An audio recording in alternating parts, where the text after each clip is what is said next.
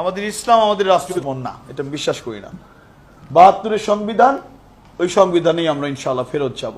মাননীয় প্রধানমন্ত্রীর নেতৃত্বে মহান জাতীয় সংসদে ইনশাআল্লাহ এই বিল আমরা পাস করব।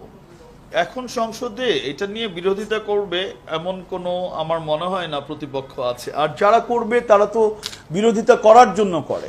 যেমন আপনি বলেন ব্যারিস্টার রুমিন ফারহানা, তো এদের সম্পর্কে আমার কিছু বলার ভাষা নাই। তো হারুন সাহেব আয়াত সূরা বইলা একটা ভণ্ডামি বাটপাড়ি বক্তব্য করে, তো এরা যখন বলবে কেন ইসলাম ধর্ম থাকবে না, ইসলাম পবিত্র ধর্ম, জামাত ইসলামের আমিরের মতো করে, গোলাম আজমের মতো করে, ওই মতিউর রহমান নিজামীর মতো করে তখন হারুনুর রশিদ সাহেবরা বক্তব্য দেয়, তখন ওইটা কার ভাল লাগে শুনতে?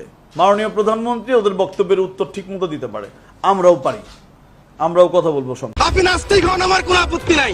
আপনি ইসলাম ধর্ম না মানেন, আপনার আমার কোনো আপত্তি নাই। আপত্তি আমার এক জায়গায়, আমার নিজের আশরাফুদ্দিন নিজামের আপত্তি এক জায়গায়। আমার কোরআন নিয়ে কথা বললে, আমার রাসূল নিয়ে কথা বললে, I am the last person.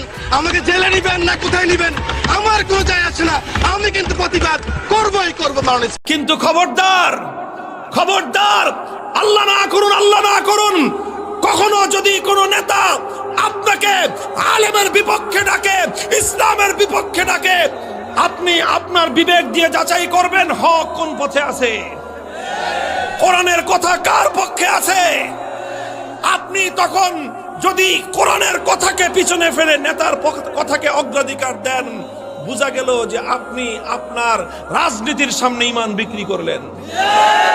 আর যদি আপনি মনে করেন যে না, নেতা নেতার জায়গায় আছে কিন্তু কোরআনের বিপক্ষে নেতার আনুগত্য করতে আমি প্রস্তুত না, তাহলে আপনার রাজনীতিকে আপনি কোরআনের সামনে নত করে দিলেন, আপনি ঈমানদার।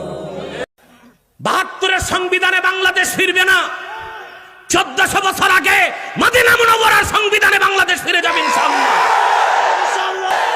৩০ লক্ষ হিন্দুর রক্তের বিনিময়ে দেশ স্বাধীন হয় নাই, ৩০ লক্ষ মুসলমানের